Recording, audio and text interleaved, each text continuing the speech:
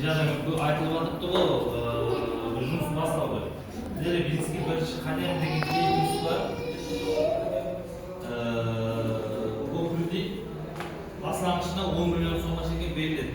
Ешқандай кредит талап етілмейді. Артыңызда кредит кредит жақсы болса, кредитіңіз болмаса, ол проблемалар жоқ, беріліп жатыпты.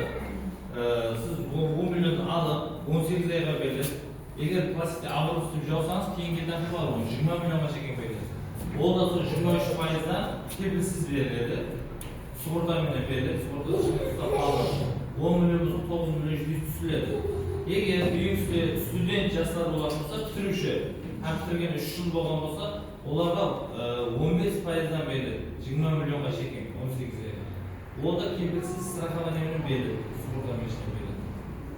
Егер де күйеулеріңіз, емаса правасы бар адамдар болса, автокредитте бар жұмыссыздарға беріледі.